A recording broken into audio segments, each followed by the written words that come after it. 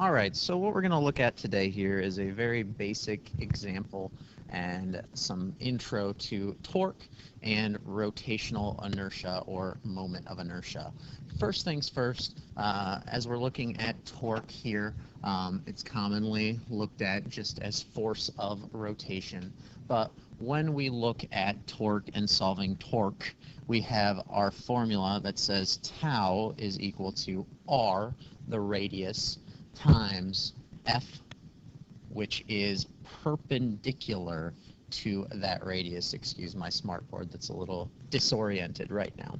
So the main thing we have to look at here, we only look at the force that is acting perpendicular to that axis of rotation. It makes sense because guess what? If we push directly in, if we have a force that's going parallel to that radius, it's not going to move. It's just going to push inward. Nothing's going to happen. Maybe some regular translational motion, but this thing is not going to rotate at all. So whenever we're looking at this, we only look at the perpendicular components right here. And as you know, for our vector analysis here, we would just look at the y component of that force because that would be the one acting perpendicular to the radius itself.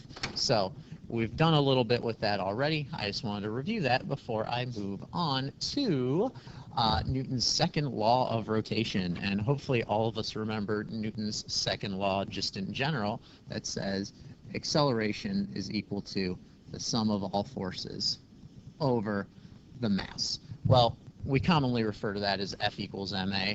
A equals F over m was actually how Newton originally described it. So we have the same law, Newton's second law, except now for rotation, that says angular acceleration is equal to the torque over the moment of inertia.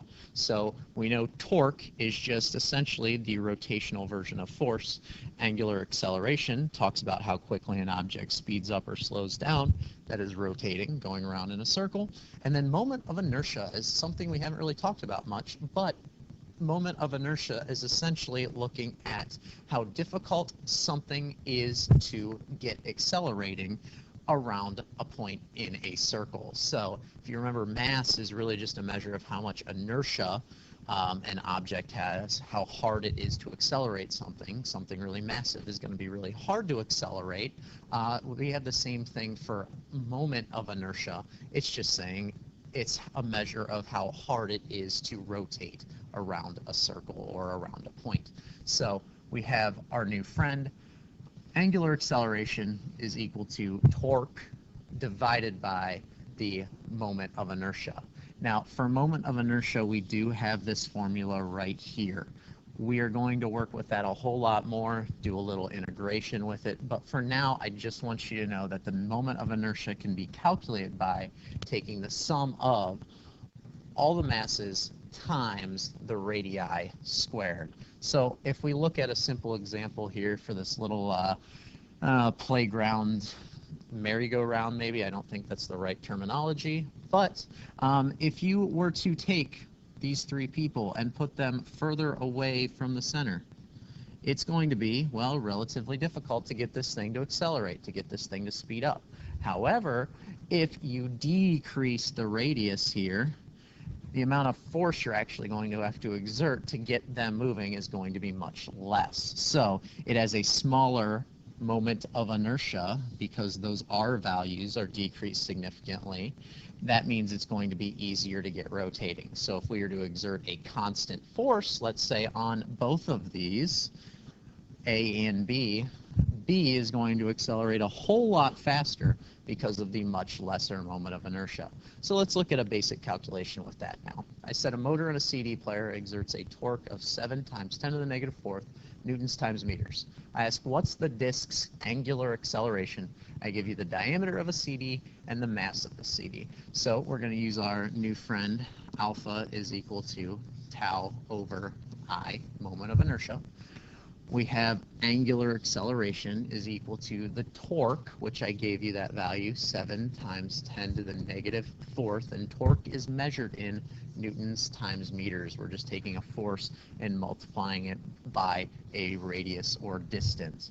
And then for moment of inertia, what we need to look at is, of course, the mass. Well, I give you the total mass of that CD, 16 grams, that would be 0.016 kilograms, times, I gave you the diameter of the CD, we want the radius. So that radius is going to be 0.06, but we can't forget to square that value. That'd be 0.06 squared.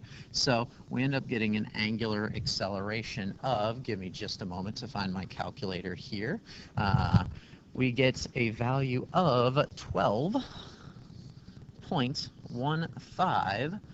Now, if you remember, angular acceleration is measured in radians per second squared.